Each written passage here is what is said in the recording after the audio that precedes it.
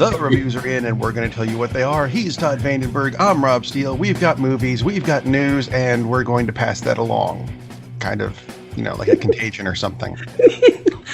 Yes, never mind.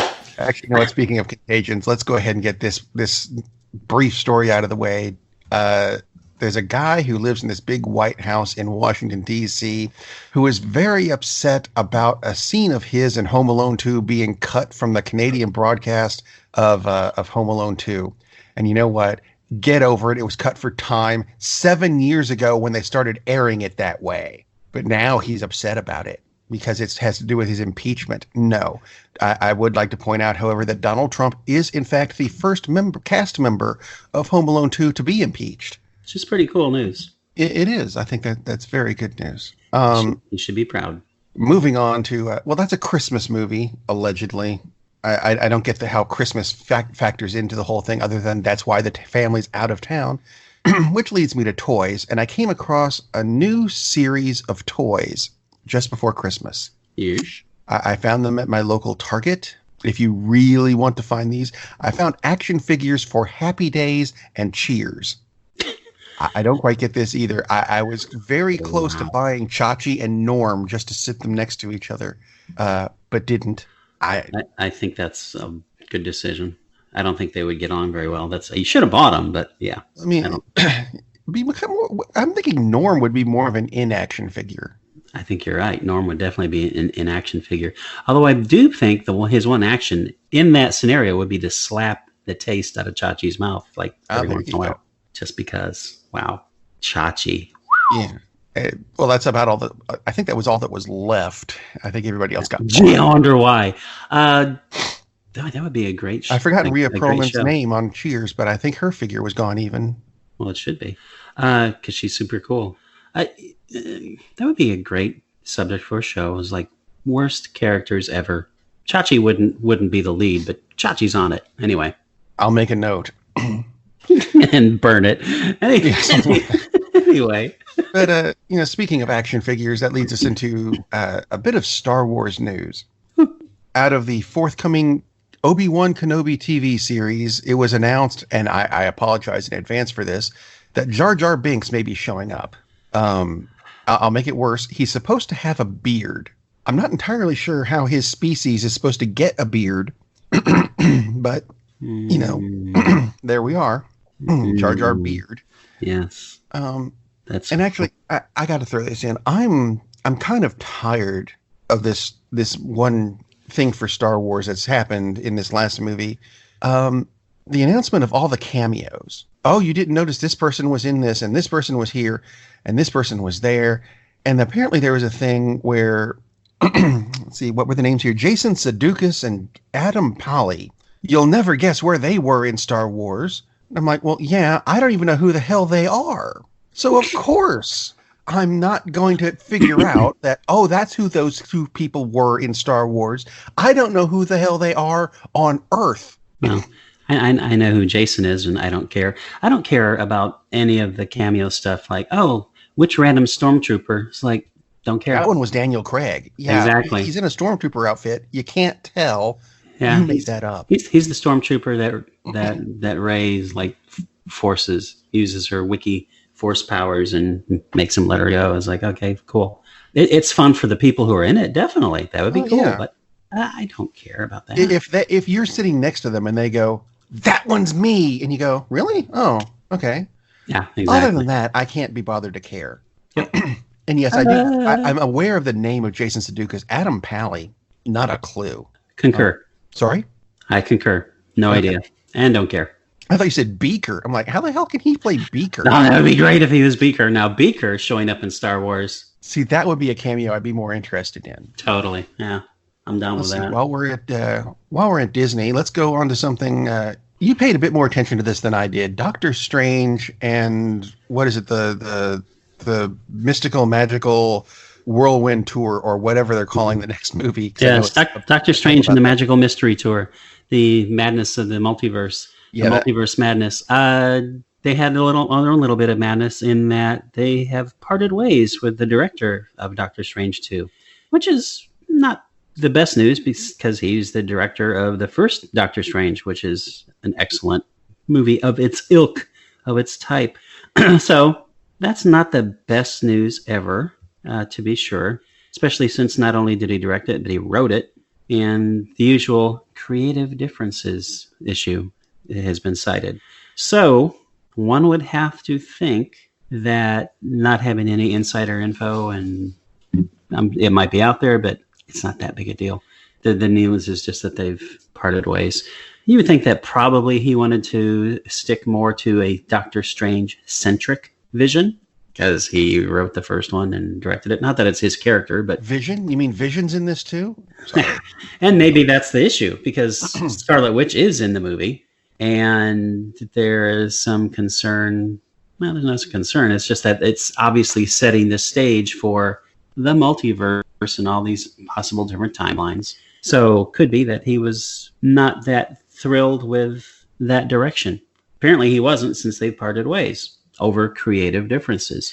And there have been some way crazy overreactions, like, oh my God, Phase 4's in trouble. Look what happened. It's like, yeah, they have done this before, parted ways with directors like a couple of times. So I wouldn't say that the Marvel machine is in trouble. I mean, granted, the first time I can recall was Thor: The Dark World, and that movie could have been better. It's not bad by any means, but it's not one of their strongest entries. So maybe they should have stayed with Patty Jenkins, who did deliver the first damn DC movie in a long time, which was worth anything, Wonder Woman. So that's a possibility. And they also switched off directors before too. So it will be fine. I want to say Taika Waititi was not the first to do Thor 3, and that turned out great. It did turn out great. Edgar Wright was tabbed to do Ant-Man. And God knows, the guy who did Shaun of the Dead, I'd love to see what he was going to do with Ant-Man. But same thing, creative differences. Ant-Man turned out to be pretty damn good. So, yeah. Again, this hardly means, oh my God, they're in trouble. It just means that Scott Derrickson saw one vision of it. Kevin Feige, because Kevin Feige rules that universe for sure, saw a different vision, and yeah, maybe literally saw a different vision. So we'll find out. It'll be fine. Don't panic. Yeah, it will be wonderful, and it'll be amazing, because like Doctor Strange is a really cool movie. Really, really love it, especially the fact that they basically brought Steve Ditko's crazy backgrounds to life. Awesome job. But he's not the only person who's directed a good Marvel movie. So it will be just fine, true believers. Just fine. And that's actually, it's not the only Marvel movie that's coming out soon. Well, duh. But one that's unexpected and showing up anyway. The New Mutants movie. It's actually coming out this time. Again, it's coming out in April, like it was supposed to 2 years ago when they finished filming it. Yes. They released a new trailer. They did. And I got to say this, it doesn't look that bad. I agree. When Fox makes an X-Men movie, they don't look bad. They've never looked bad. True, they don't. It's a shame they had very little to do with the books they came from. The way that they look in this trailer, Sam, his powers don't look right to me. I don't get that. I do like the fact that he does have the broken arm like he did when he first showed up in the books, which somehow he broke his arm while being invulnerable. I'm sorry, how? But that's okay. Ilyana looks really good in this movie. And I'm going to call that she's the catalyst for the storyline, because this is a horror movie and her character's origins are actually from hell. So, that could be a thing. But then again, that would have required someone at Fox who produced this movie to have actually read the books, which would be a first for an X-Men related movie. It would be. I was very impressed with this trailer. I've seen some earlier trailers and was like, but this actually does the job of a trailer. It makes me want to see the film. I think they spent most of those 2 years not only doing reshoots, but doing a lot of editing, because... I think it was a lot of editing. I think they said that they never even got around to doing the reshoots. So the characters they were going to add in, they didn't. And you can tell from a trailer. But this actually looks like a good, cohesive film, which, oh my God, that's a switch for what used to at least be a Fox X-Men property, like you said. Yeah. So, and if it isn't, Oh darn. not exactly the crime of making a bad Batman Superman movie. So, there's my dig at DC. Um, I'm looking forward to it. Like you said, the trailer looks good. Looks very suspenseful. Definitely looks like a horror movie, which that definitely fits in with Marvel's history of doing different genre pictures within the big tent of superhero movies. Well, I think So, it's one of the great things about superhero movies is they can be whatever you need them to be. If you need a love story, then you can make a love story using these characters, or a horror story, or whatever, exactly. which is cool. Yeah, This one just happens to be a horror story. which makes them cinema. How about that? Anyway, Uh-oh. that's all I'm saying. But yeah, so this one's supposed to be the big horror story, or at least that and Doctor Strange is both supposed to have horror aspects to them. Kind of like that thing you watched this week, or A little bit. recently. I don't know if you watched all of it this week, because you can take a mini series and stretch it out a while. Yeah, this is a mini series. We're talking about Dracula, which is a BBC One production, which is on Netflix along with BBC. As a mini series, it's 3 hour-and-a-half long episodes, so 4.5 hours in all. Oh, so a season of Sherlock. A season of Sherlock. Imagine that coming from the BBC. One of the writers, Donald Moffat, kind of known for his BBC stuff, like things like Doctor Who. So, the story of Dracula. You probably know about the story of Dracula. This makes some interesting changes, but this is basically the story of Dracula. So, 3 episodes. First part, Jonathan Harker goes to meet Dracula in his weird land of 1897 in Wallachia. So he's in this weird Eastern European country, meets Dracula. Dracula's this incredibly old dude.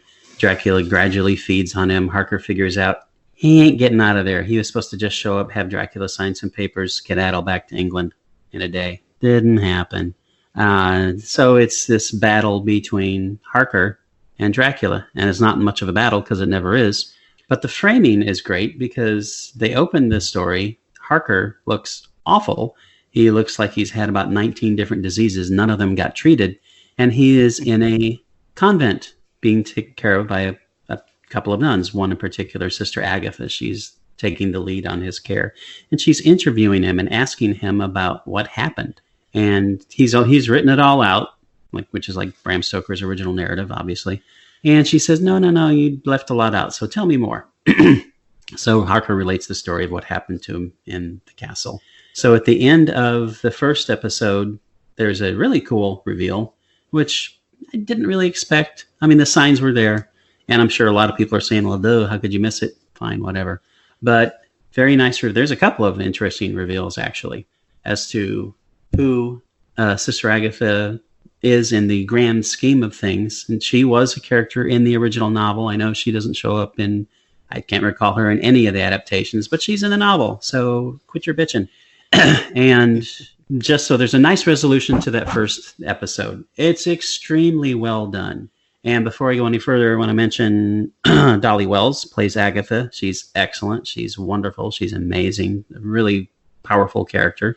And Claes Bang, and that's probably Bang, he's Danish. He plays Dracula. He is phenomenally good. Dracula is supposed to be this magnetic, charming, sophisticated character who's not exactly a nice person. Man, does he ever pull this off. Excellent. Easily among the best who've ever done it. And Christopher Lee, terrific Dracula. Gary Oldman only did it once, but terrific job. Claes is right up there with them. Just a great interpretation. He's charming, but you can tell he's really freaking dangerous. And all the time, not just like when he decides to bite someone in their throat. So first episode, really, really cool. Second episode, and this is one that we don't really see much of in the movies. I mean, it was in Bram Stoker's Dracula, which Coppola did, the one with Gary Oldman. It's the Voyage of the Demeter, or the Demeter, the ship that Dracula took to get to England. The second episode is nothing but that voyage. So it pays a lot more attention to that. And it's a microcosm, of course, of Dracula's battle against the world and blah, blah, blah. And it delves more into the lore of Dracula, and it deals really in really interesting ways with all the legends of Dracula. And, of course, People are getting picked off one by one. If that's a spoiler, How could you have missed that? yeah, sorry to blow 120 years of pop culture for you. So my apologies. But of course, no one realizes that, oh, Dracula's doing it. They just know bad things are happening. Maybe it's Steve. Yeah, maybe it is Steve. So more characters are introduced that are important to the story on this voyage. And I'll give you a spoiler alert. Sister Agatha is on board the ship. So there you go. Sorry about that. So as soon as you heard the word spoiler alert, stop listening for 20 seconds. Not that you can do that because this is after the fact. Anyway, back to the topic. So pause, again, go back. Anyway. Another nicely self-contained story. This would be a cool movie all on its own. The first part would have been a great movie all on its own. Second part, same thing. Works on its own.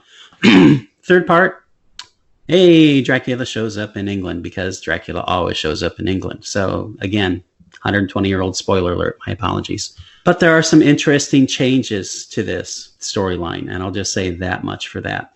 But this is where we get the introduction of Lucy. So Lucy, very important character in the story in virtually all the incarnations. She's important here. A few new characters to the storyline, but they're not new to the general tale. They just haven't been introduced yet. So new characters come into play here once he gets to England. And the way it plays with the story, I'll just say this: IMDb has great reviews for episode 1, has great reviews for episode 2. Reviews for episode 3 are really not that solid. It drops down to, let's see, I believe it was 7.4. Episode 1, 8.1 out of 10. That's pretty damn solid. Episode 2, 7.7. Again, really nice. Episode 3, 5.1. So a lot of people didn't like the changes they made to the storyline and in the story of Dracula. I thought it was great. I really loved the changes. It makes perfect sense. As one reviewer said who really likes it, and I can't even say that for a spoiler lane, but it makes sense. It just makes sense in the context of the overall story and the way it was originally told. I'll put it that way. So, of course, there's the final battle between Dracula and his adversaries, and it goes in some very interesting directions that I didn't expect. I'm not sure that there couldn't have been a better ending, but I do like the ending. So it's not like, oh, wow, that's 4.5 hours down the drain. No, I thought it was really, really well done. But again, the acting, the look of the film, the set pieces, as in little individual happenings, as long as the sets are just terrific. But the standouts, everyone is really good. But the standout as far as the actors, Claes Bang as the Count, absolutely terrific. Excuse me. And Dolly Wells as Sister Agatha, awesome. I mean, it isn't that often that you see someone match up against Dracula and it's believable. Typically, it seems like it takes an entire team to go up against him. Even in, well, the Christopher Lee ones where Cushing plays Van Helsing. Yeah, okay. And Van Helsing is in this, so it's not like Van Helsing doesn't show up. Van Helsing is very important, et cetera, et cetera. But you'll just have to watch it to see what goes on with Van Helsing. But she's a great, great adversary for Dracula. By far one of the best to hold her own. Again, when Sister Agatha's in the picture. So anyway, Dracula, highly, highly recommended. 4.5 hours of your life. Probably could not be better spent unless you were, I don't know, recovering from mental herpes. Throwback. Anyway, no, watch Dracula. Very, very good stuff. So, okay, is that better than The Irishman? Which I assume is of the same length of time. I was a little, it is about almost exactly the same length of time. I was a little harsh maybe on The Irishman. It's not that it's bad. It's really good. But like I said, he's gone over that territory before. And there's a cool video on YouTube of some guys who work on VFX, and they de-aged the characters of Irishman far better than they were de-aged in The Irishman. Oops. Which is pretty sad. That was one of the problems I had with The Irishman, actually, is the de-aging they de-aged them, but not enough And you can just see the job that these VFX guys, and granted, they only did like 2.5 minutes. Of course, it only took them a week to do it. So yeah, it's frustrating in that, and that's one of the problems, is you're supposed to believe De Niro and Pesci are like late 20s, early 30s. They look like they're in their 50s and have some problems with their skin. That's an issue. Maybe it's Maybelline. Yeah, that's an issue. So interesting that a guy who calls out comic book hero movies for being amusement park rides instead of films didn't manage to get one of the primary things right about what makes films work, is the suspension of disbelief. It's like, maybe you should have contacted someone at Marvel and gotten some help on that, dude. Maybe. Anyway, Irishman is a good movie, no doubt, but it's not a great movie. And when you're Martin Scorsese, I know those are high expectations, but everything should be great. Everything should be The Freaking Departed or Taxi Driver or Raging Bull. It's just more than half of his movies are great movies. I mean, that's an incredible record. Irishman's not part of it. Anyway, Dracula, very, very good stuff. You should totally watch Dracula. See, this week, I'm actually going to do 2 movies. Woo! But they're the same movie, but they're different movies. But it'll make sense in a minute. I have a story to go with it first. Yay. This past Friday, my parents were in town. We were doing a belated holiday thing because, in case you haven't heard me hacking throughout the show, or I've been sick, so we didn't get to see my family over the holidays. They came down and visited. And while we were waiting for my wife to show up at the restaurant, we went next door to a music store where they sell instruments. Unfortunately, there's no such thing as a place where you can buy CDs and records anymore. But as we walked in, my mom looked at this drum set and said, "You know what? We should have bought you a drum set when you were younger because you really wanted to play the drums." And I said, I told you that when I was 11. It's a bit late now, but that was kind of a foreshadowing thing for later because she kept obsessing over the drums, and I'm not sure why, and neither is she. Later, we went to the Chinese restaurant next door, which, if you're ever in Augusta, Formosa's has got some incredible food. Just thought I'd pass that along, and they can give me coupons next time I go. They won't. They won't. It's worth a try. We could use sponsors.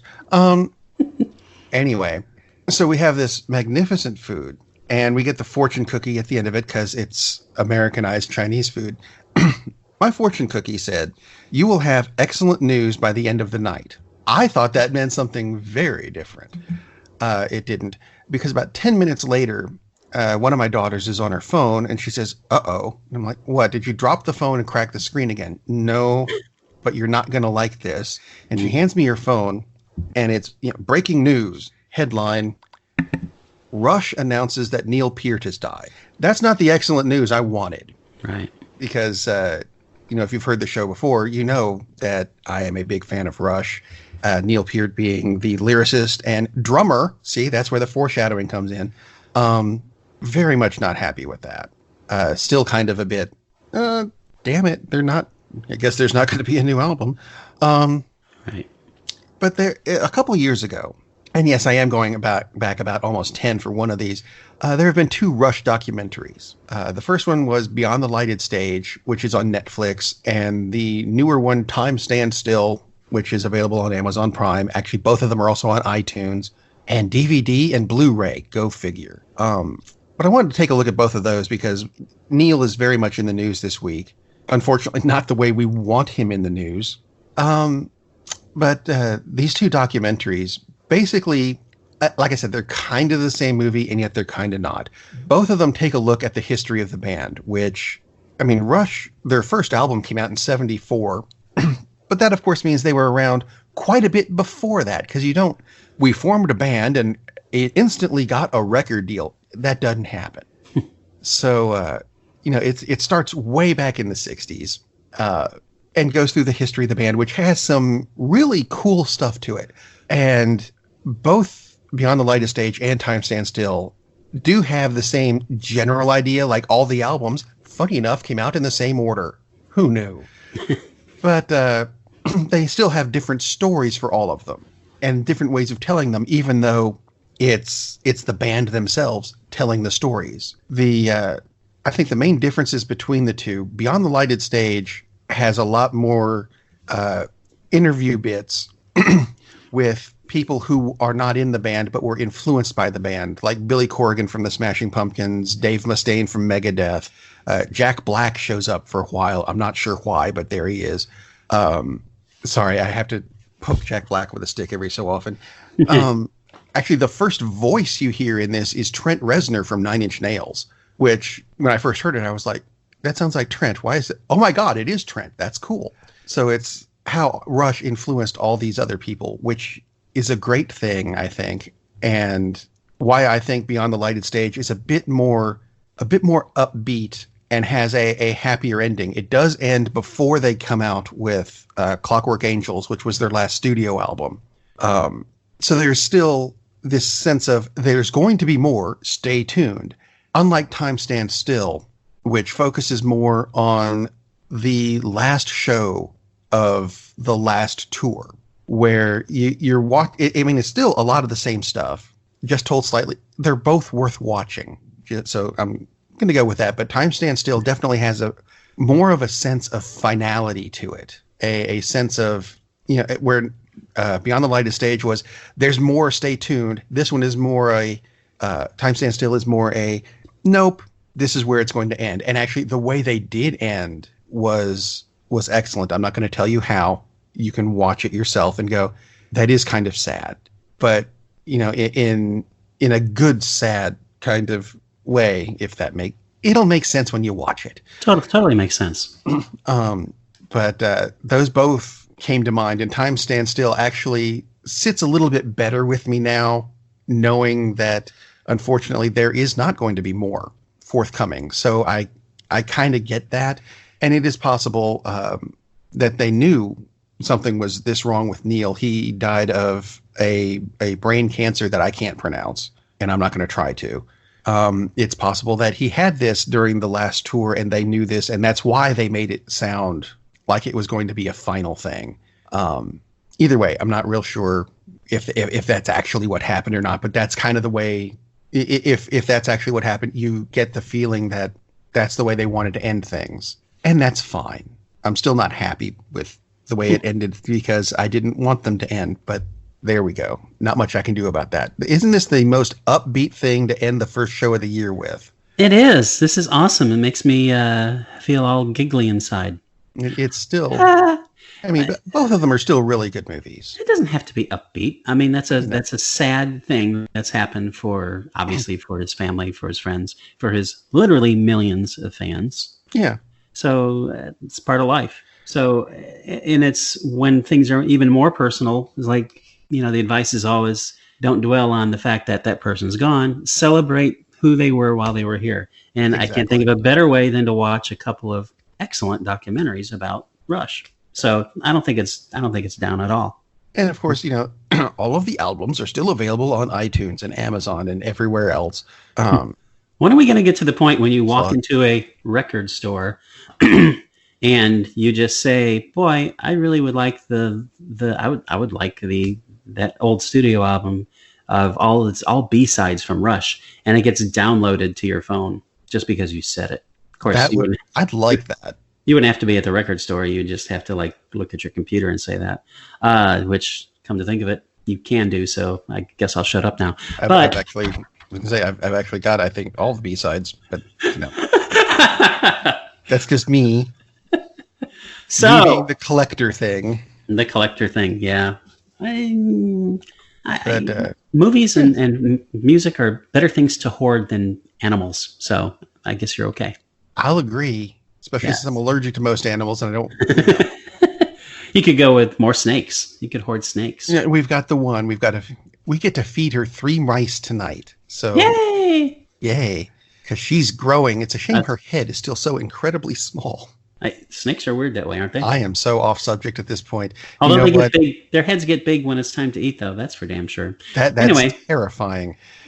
See, we're going back to the horror thing. We're leaving on a good horror note. Yes. For this week, because, boy, this year, it could have started considerably better. Not even mentioning the computer I lost to a power strike. Thank you. Oh, thank you. Fun. I appreciate that, electric company, you bastards. So, you know what? Since I didn't have that computer to watch anything on, I got out for a while and did something that I'm going to tell you to do, which is you should get out and go see a movie. Captain, we're losing power in the warp engines.